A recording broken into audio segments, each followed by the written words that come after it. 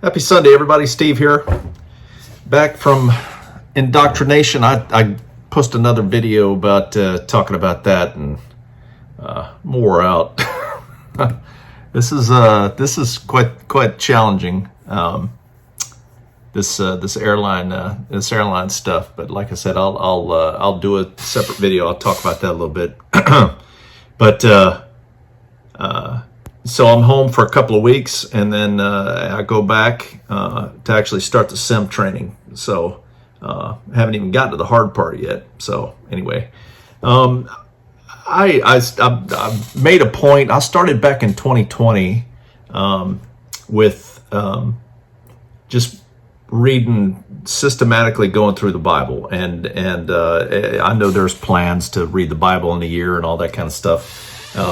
This is just basically a chapter a day, and going through the books and keeping track and just trying to hit everyone. And I'm just about through. I've got a few more books left, but one of the ones that I don't know if I was saving it for dessert or not. I just it's tough to read like Numbers, But Proverbs is what I'm going through now, and Proverbs is really easy.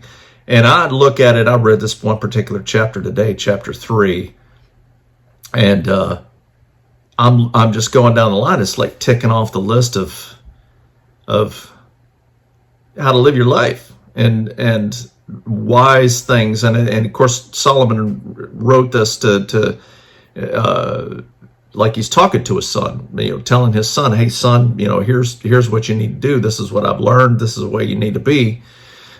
So, in particular, verses,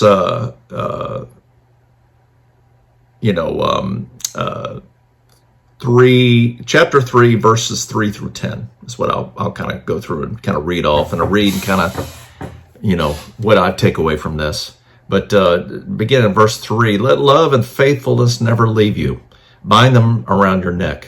Write them on the tablet of your heart. Then you will win favor and a good name in the sight of God and man." Now I read that and I go, and this is what I used to tell the kids all the time: just be easy to love. That's it in a nutshell. Let love and faithfulness never leave you. Bind them around your neck. Love and faithfulness. And who doesn't love somebody like that, right? That's the definition of being easy to love, isn't it? Whether it's with your spouse or with your kids or with your with work, with your neighbor, like Jesus said, do unto others as you'd have them do unto you, So be easy to love, right? Trust in the Lord. Okay, so verse 5, "Trust in the Lord with all of your heart and lean not on your own understanding. In all your ways submit to him, and he will make your path straight." Being humble, being teachable, being coachable. I used to tell the boys that all the time growing up playing ball. And I coached William, and I coached Benjamin's one of their baseball teams one year. And I always used to say that, be coachable, be teachable. Coaches love players that listen and want to learn. And I was a teacher. I was a high school teacher, and to have students that are hanging on your word, listening, wanting to learn is what makes it great being a teacher. And you can't help but love students like that, right? And being humble and coachable and teachable, trust in the Lord. Listen to what the Lord has to say. That's what I take from that. And he will make your paths straight. They'll be straight because you're listening, and he's going to set you on the right path. And when you listen to him, it's like, don't go down that way, go this way. Your life will be a whole lot easier. Like John Wayne said, life's a lot tougher when you're stupid. And then verse 7, "Do not be wise in your own eyes. Fear the Lord and shun evil. This will bring health to your body and nourishment to your bones." Again, humble, don't think you got it all figured out. If God says that's not what you should do, that's not what you should do. And there's a lack of that these days, it seems like. Things that are just becoming accepted, and it's kind of sad to see. But you know, uh, don't you can't decide what's wise. I mean, you got to be humble and you got to listen. And then verse 9, honor the Lord with your wealth, with the first fruits of your crops. Then your barns will be filled to overflowing, and your vats will brim over with new wine.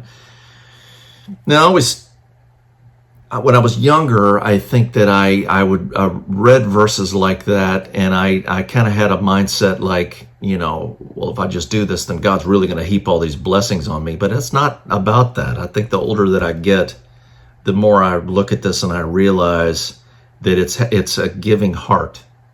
That you have a giving heart, that you're generous, that you give, and it's more blessed to give than receive. And it just seems like good things come like that, and how much of that is just, and I've talked about that before, about having a thankful heart and a when you a giving heart, where you appreciate, where you give, and you love seeing people being blessed and blessing other people. And it just seems like that changes the wiring of your brain and your mind and how you see things. That you're happier and you're blessed more, and whether things come to you or not or whatever, it doesn't matter. I mean, you appreciate everything, right? And that's the way I kind of look at that.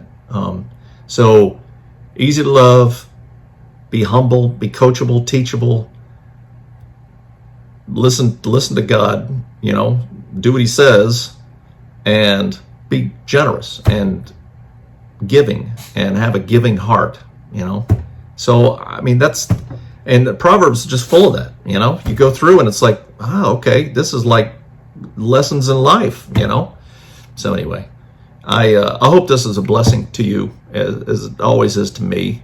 Let me know what you think. Leave some comments down below, and I've been pretty busy. I'll try to post some stuff here, and Pooh says hi, by the way. So anyway, so we'll see you next time.